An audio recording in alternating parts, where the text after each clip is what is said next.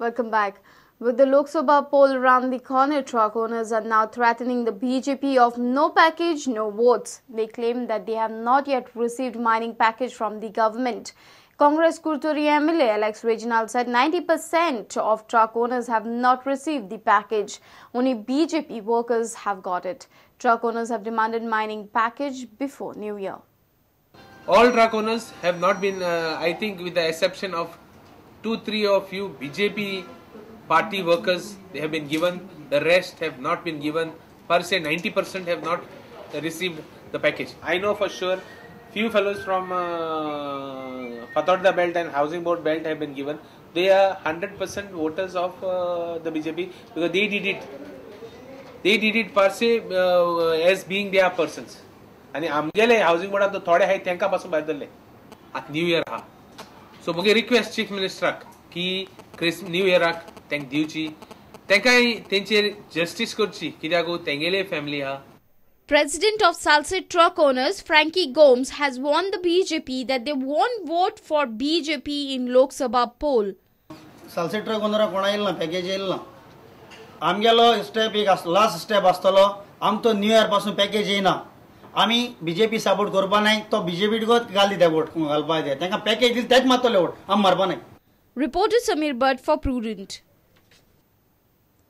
The Indian Performing Rights Society has sounded a war cry against the commercial establishments of Goa who have been using music without due rights. The society has filed a suit in the High Court of Bombay against the erring establishments for using music tracks and sounds without paying for copyrights.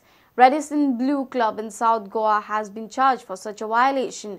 The society plans to bring all violators to book. The Indian Performing Rights Society Limited has begun an exercise to protect the rights of artists. The society has filed a suit against the erring establishments. Radisson Blue Resort, owned by Alcon Group in South Goa, has been ordered by the High Court to pay a fine of a whopping 2,36,000 for using music of artists without proper copyrights. The society claims that there are many more such defaulters in Goa. Some of the errant parties, they were not taken the license from us, in which we have conducted visiting the places and find out who are the errant parties, on which throughout India we filed suits in different courts. It's one of the party in Goa, that is Radisson Blue, which is a hotel run by the Alcon group of companies. We got an contested order this time against this party, and the court insisted them to pay the license fees, to pay the amount of 2,36,000 on or before 28th of this month. Otherwise it is in contempt of court. We have orders of so many events which has taken place. Since their inception in late 1969, the society has been filing suits against copyright violators in Mumbai, Kolkata and Delhi too. However, the timing of the society's action has raised many eyebrows in the entertainment arena of Goa. Dinesh Karpe for Prudent. The Lusofonia Games are just 21 days away, but the local organizing committee seems to have fallen asleep. And most of the people blame Member Secretary of the Lusofonia Games Organizing Committee, Keshav Chandra, for the confusion. Sports Secretary and the Games CEO, Keshav Chandra, has been guilty of not disseminating information regarding the progress of various functional areas related to the organization of games. Does this mean that he is hiding something? The big question we are asking is that, is Lugok scared of facing the media? What an incredible launch show the Lugok put up at Kampal earlier this month. The visiting Ecolop delegation witnessed the mascot launch, torch unveiling and games song being released on December 10th. The cost of the ceremony was huge. The overall budget for this ceremony, opening and closing ceremonies together, is a whopping 20 crore rupees.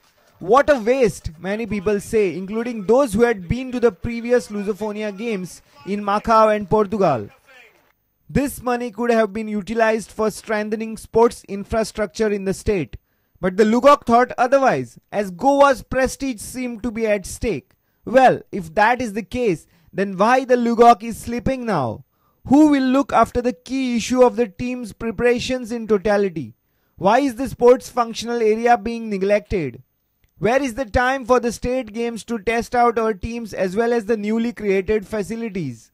Why is the Lugok mum on number of foreign teams and athletes supposed to take part? Why has the Lugok failed to convince Brazil to participate? Why did the Lugok interfere in Goa Olympic Association's authority? Why does a senior sports administrator doubt CEO's intentions? These are all the questions for CEO Keshav Chandra to answer, but he has not faced the Goan media for last 3 weeks. In a telephonic conversation with Prudent, Keshav Chandra gave this reason for not holding the press conferences. We are running from pillar to post to complete the work. It has been difficult to gather all information, hence we have not held press conferences. Such an answer can at best be termed as ridiculous, as the CEO is supposed to get the projects executed through diligent delegation. Why had Lugok made 16 functional areas with respective heads, and why is Keshav Chandra unable to gather timely information? Too much confusion, arrogance from Lugok bosses, lack of respect for the media can wreck the Lusofonia games unless the Lugok comes alive again and right their wrongs. Otherwise, Goa could be in for more of a shame rather than sporting the games. Bureau Report, Prudent. And with this, we come to an end of this news bulletin. Keep watching Prudent. Goodbye. तुम्ही पळयतात Prudent. You're watching Prudent.